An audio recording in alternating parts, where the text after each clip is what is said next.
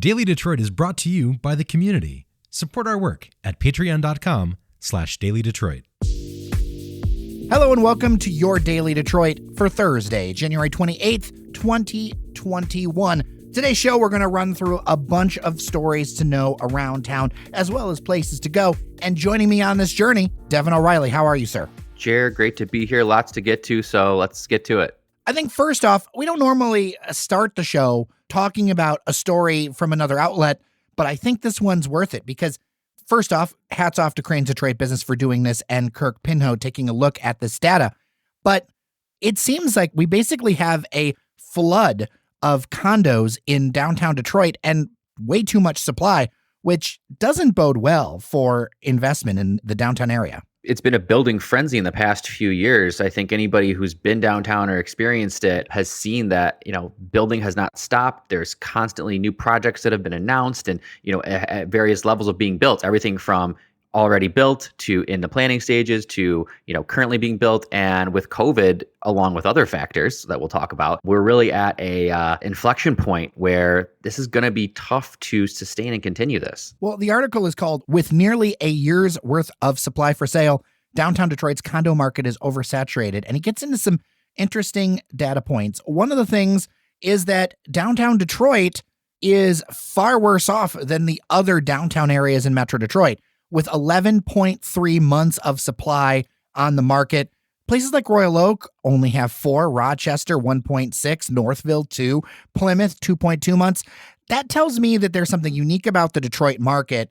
It's not that people are necessarily 100% running to, the suburbs or whatever, but they're really looking at what do I need in this COVID world, but also pricing. And I want to get into that a little bit because I saw some eye-popping numbers, even around my neighborhood in the North End, that make no sense to me. Yeah, you're absolutely right, Jared. I think, again, it's not necessarily anything Detroit versus suburbs as far as desirability. It's just that there's been so many new units that have come on available in the last few years that there's just this glut of available properties and these massive developments that were built on spec that this trend would continue and X amount of people would continue to move downtown. And the prices started to reflect that. And I mean, just for myself, anecdotally, in the past 4 years, I've moved around 3 different times to different parts of downtown and midtown. And much of it was because of the price. And a young professional, I guess you could say, was getting priced out of these apartments, which means that's a problem. Well, it's basically impossible to be middle class and live downtown right now unless you've got some kind of great grandfather deal, because these rents are going up there, these condo prices. So there are some of them that are north of $500,000, $600,000 to purchase. And then I'm seeing rents, in the $1,500, $1,700, $2,000, $2,200 range, which is just, it's bonkers to me. And then here in the North End, which is a few miles outside of that, like super core downtown, I'm seeing houses going for $1,700 a month. And that is banana pants. Yeah, banana pants is a good way to put it, Jared. And I think we should also kind of tie this in because, we're talking about rents, but this also translates to purchasing as well and condos that are for sale. And you're seeing some of these new developments in places like Corktown and Brush Park. The starting number is north of 600,000 and it goes to, 800,000, $1 million. There's only so many people in Southeast Michigan or in that market who can afford a $600,000 plus condo. And it's just becoming absolutely untenable. And the problem becomes, the catch-22 is that, someone might say, well, why don't they just build, cheaper condos, so, more affordable? But if you talk to construction firms, you talk to development companies, what they'll tell you, and they're right, is that we can't afford to build and sell $300,000, $250,000 condos because they would lose their pants on the deal and they'd go under. So we're at a really tough point, Jared, where they can't afford to build the condos to sell for 200 plus thousand. So they can only make money if they build them for 600 plus, but no one's there to buy them at 600 plus anymore. Well, let's also remember that big building boom that constructed so much of Metro Detroit was backed by federal dollars, right? The GI Bill, all these kinds of things. Construction for a long time has been something that people kind of delude themselves that there's a free market about it, but free market has not been a part of this thing for a long time. No, exactly. Especially what we've seen locally with Detroit is a lot of that big development and has been done on the backs of subsidies and tax breaks and tax abatements and things of that nature. And it was smart to do. Obviously, it spurred a great amount of development in the city in a short period of time, which was fantastic to kind of get the ball rolling. But again, the problem becomes that construction costs for Detroit, they don't go along with the cost of living. And so it's, if you look at a graph, I don't want to get too much into the weeds on this, but you look at a graph, building a development in Detroit is not that much less expensive than doing it in Chicago, but you simply can't charge the same amount in Detroit because the cost of living is so much different. And so there's a discrepancy there. Yes, absolutely. We should talk about city residents and the fact that it's somewhere around now $30,000 a year for an income. But even if you look at the region or even the state of Michigan's household income is somewhere around $54,000, $55,000 off the top of my head. You're not pulling off a $500,000 house for that kind of money. That's just insane. Yeah, you're right. The problem is that the costs of materials and the costs of building are not going down. They're not going down anytime soon. If anything, they're going up. And so this is not a problem that is going to be solved anytime soon or quickly, but it needs to be addressed in some form or fashion. Yeah, maybe we need some out of the box, to use a cliche, solutions for something like this. And yeah, it's got to be out of box. It's got to be those innovative thinkers, those entrepreneurs who have solved things in this area and this region in the past, because something has to be done about the discrepancy between building costs and cost of living and affordability of people in new condos and in new developments and new homes and things like that. Like you said, not only just in Detroit, but in the metro region and all of Michigan, really. For sure. Well, I want to stay in the city of Detroit and talk about an important piece of news that just came across the desk, is that the city is tripling their number of weekly vaccinations, and they're also expanding eligibility to all Detroiters 65 and up.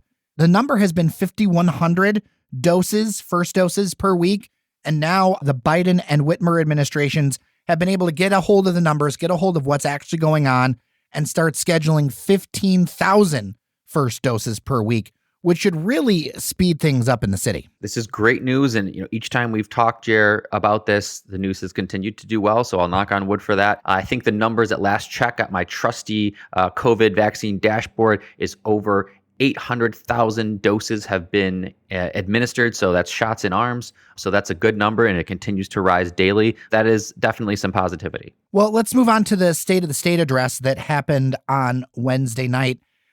There's been a lot of talk around it, but I want to focus on the content of the message. Specifically, Governor Whitmer says she wants to refocus on roads, trying to open up who can get road funding, right?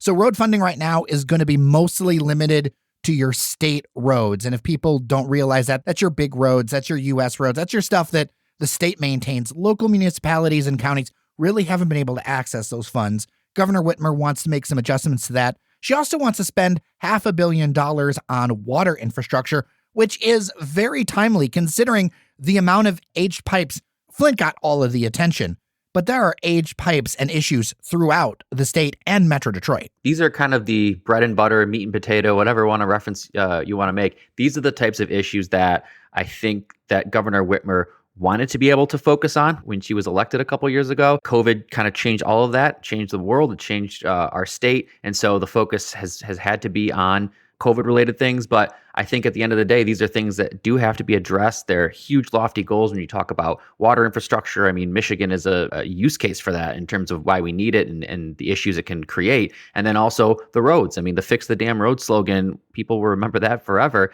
And she just hasn't been able to get to that because there's been no time or ability with everything that's happened with COVID. So I do appreciate her acknowledgement that those are things that we can focus on. It's going to be a really tough go to get people, especially legislator, on enough of the same page, at least similar sides of the book, to actually make anything happen. I am quite skeptical considering all the noise happening around everything. But Devin, I think I did hear your favorite stat got used. Yes, related to vaccines. The stat doesn't necessarily mean anything, but I like it because it's positive related to COVID. We now have, and it exceeds every day, more vaccines distributed in people's arms. More people have been vaccinated than there have been COVID cases in the entire state of Michigan. So there's about almost 600,000 COVID cases, since the pandemic began, but now there's 800,000 plus vaccines administered and counting. So again, what does it really mean? I don't know, but it's a good number. I like it. Every arm that has a vaccine is an arm that doesn't get sick with COVID. There you go. You summed it up well. Moving on, I know that this is a story near and dear to your heart because the St. Patrick's Day Parade and the Corktown races have been canceled. As somebody, myself, who has actually been on the starting platform before for the Corktown races, I know the amazing energy that is in these things. Although I will admit, I would never run one because, Devin, you know me, I don't run. That's okay, Jerry. St. Patrick's Day Parade was for everybody, whether you walked, whether you ran, whether you wanted to raise a pint. I'm definitely going to shed a tear and a Guinness this evening because, alas, the St. Patrick's Day Parade in Detroit, a tradition like none other, is going to be canceled. It's very melancholy because I completely understand it. You can't have a parade now. It's just unfortunate, but you can't do it. You can't do a mass race, the Corktown races. But it's just unfortunate because it's been about almost exactly a year from St. Patrick's Day that we kind of entered our first phase of lockdown. And I remember last St. Patrick's Day, 2020, I talked to you, Jer, and I was kind of holed up in my apartment like everyone else was in their homes, celebrating at home. And that's where we were for a very long time. I wonder if we should just replay that episode when that comes up, or should we do a new one? Should we try to do the St. Patrick's Day at Home Part 2? Well, Jared, you bring up a good point because we are very much in the same situation, but we're also in a very different situation. In many respects, we're on the other side of this, and that, again, people are getting vaccinated. Things seem to be improving. The light is there at the end of the tunnel. And also things with bars and restaurants are different. So, people can, and I haven't made my decision yet, but people most likely will be able to go to Nemo's and McShane's and the Gaelic League. And they'll probably have huge tents. There's some set up already. So people are going to have to kind of choose their own adventure in that case, because there is going to be the possibility that you can go downtown to Corktown and celebrate St. Patrick's Day. So we'll see what happens there. Yeah, and we'll see what the numbers are. I think that's going to play into a lot of people's decisions. And I would just remember what Dr. Paul Thomas always tells us, keep 6 feet apart, wear your mask, and to lower your chances, be outside for sure. If it's a nice day out, if you're going to be anywhere near people, being outside is far safer than being inside. Well, this next one has a lot of impact for people because there are a lot of these banks around town. It is an indicator of the shifting economy. Huntington Bank is closing a ton of their branches, nearly 200 in Michigan, including those in Meijer stores, which Meijer is an institution. Lots of people go to it all the time. And so Huntington and Meijer kind of always been kind of synonymous together. But it is interesting to me because this is on the heels of the merger with TCF Financial Corporation to make this brand new bank, all that other stuff. To me, although I'm always sad to see people lose their jobs, it's just another indicator of how our economy is permanently switched. I've got a couple of thoughts on this because it's kind of near and dear to me as well. Huntington is a bank I use very often. They've got a downtown branch that I frequent a lot. I actually frequent their Meijer branches pretty often as well. It's a way to get things done. Yeah, shop at the Meijer over on the Hill in Allen Park, and they've got a Huntington there, and it's great. So I use Huntington a lot, actually, and it's unfortunate to see that they're going to be closing all of the Meijer branches. It does remain to be seen what this all means. The TCF merger in and of itself seemed like a positive thing. They're really going to double down on the city of Detroit. They're building a 20-something story tower there in Illichville next to the Fox. So they definitely seem to be doubling down their efforts in Detroit. But at the same time, that may mean closing a lot of the physical branches because now they have, more than they need, I guess. Well, let's move on to a fun story. Saucy Brew Works is expanding to Detroit with their brewery and coffee house. We mentioned a little bit about this in a previous episode, Devin, but we have more details over the last couple of days, as well as some renderings. Now, what I didn't realize at first was I've actually toured this building. Upstairs is an affordable income apartment building that was one of the first built by Bedrock in this whole city modern development. But the bottom floor is going to be this brewery and coffee house concept. What are your thoughts on it? When I saw where it actually was, I was like, oh yeah, I know exactly where that is. I've walked past there. I've run past there. Interestingly enough, it's right in the middle of those 600 to million plus condos that we were talking about earlier in the episode. Well, they're going to give those City Modern residents, it's in the press release, they're going to get a 20% discount to all City Modern residents, just so you know. Okay, well, I will save my snark, but I think they'll be okay. I think they can afford a few IPAs. But no, I think it's great. It's awesome. I hadn't heard of Saucy Brew Works before this. They're Columbus, Ohio based, so I was a little skeptical. But I've been seeing their mantra, and I've looked at their beer offerings. They look like they have a really great selection of beers, everything from light drinking lagers to heavy bourbon barrel-aged stouts. So I'm very much looking forward. I'm open mind, open palate to see what Ohio comes to offer with Saucy Brew Works. I'm skeptical of things out of Columbus, but I can always be convinced. I have an open mind, sir. I'm all about, extending the olive branch at this point. All right, Devin, how do you feel about Chipotle? I'm a fan. I like Chipotle a lot. There aren't any around me where I live, so it's always a treat when I go out to the suburbs to grab a Chipotle, maybe when I'm doing chores or running errands. So I'm definitely a fan. Well, the first one in Detroit, which admittedly is on the Detroit-Grosse Pointe border on Mack and Radnor over on the east side, it will be the first in Michigan to install a Chipotlane for app and online orders. So you can just drive through, grab it. It's not something I would normally mention, but my inbox got full with people excited about the Chipotlane. Chipotle has a very ravenous and supportive following, so I'm not surprised that you got inundated with stuff like that. Chipotlane sounds like a very catchy marketing slogan. I'm not sure exactly how much better it'll make the experience, but it's certainly a good marketing gimmick, and I got people to contact you and us to talk about it. Sounds like a drive-through under another name. Basically. It's okay. Again, marketing gimmick, that it may be, but I like the idea of a Chipotlane. I'm sure whatever the other fast food places and similar places can come up with to brand their lanes and process, they will do that as well. And finally, up in Sterling Heights, you and I have both traveled quite a bit, Devin. And so I wanted to get your thoughts. Portillo's is actually going to be a thing. It is actually opening on March 16th for the sandwich and the hot dog and all that stuff. I don't know. How do you feel about this? To me, Portillo's is something I do when I'm in Chicago, but I know people are pumped about this Italian beef. Jer, I got to tell you, I have never been to Portillo's. What? Really? Portillo's was totally new to me when I heard about it. So I'm looking forward to it. I guess I'm going to more turn this on you, Jer, and as a complete Portillo's newcomer, novice, what should I be excited about? The Italian beef. That's the way to go. You go to Portillo's for an Italian beef. Now, some people, they have bad taste and they like the Chicago-style hot dog. I mean, I'm a Detroit Coney apologist 100%. I'm a Coney slappy, so what do you expect me to say? But to me, it's all about the Italian beef. If you want the Chicago-style dog, if that's something you like, if you want to put pickles and tomatoes and onions and relish on your hot dog, you do you. That's great. I'm not going to do that. Stick with the Italian beef. That's the answer. Okay. Well, then I guess I know what I'll have to try when I go there. I know it reminds me of like when there are a few Primanti brothers, or I think there's one or two, that Primanti brothers from Pittsburgh opened up in this area. And it was like, whoa, Primanti brothers is here. They're famous in Pittsburgh. And I hadn't had that either. It was quite good though, when I did finally have it. But it's one of those things where I guess kind of, if you know, you know. If you don't, then I don't know how special it is to you.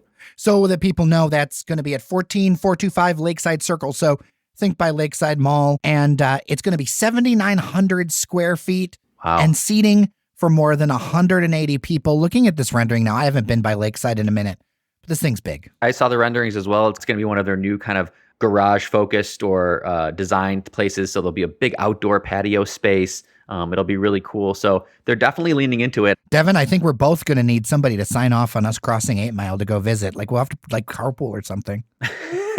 That's fine. We'll get Portillo's themselves. Get us out there to try some Italian beef. That'll be our reason for crossing 8 Mile. Well, with that, Devin, thank you so much for hanging out with me today. Always a pleasure, Jared.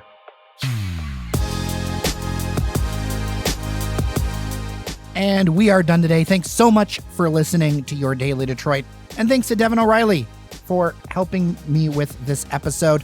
If you didn't know, in his day job, Devin hosts the Detroiters Think Big podcast. You'll find that on the Detroit Regional Chambers podcast feed. Of course, his appearance here is speaking for himself, and he does not speak for the organization. Well, with that, I'm Jared Stays. Take care of each other, and we'll get through this together. Talk tomorrow.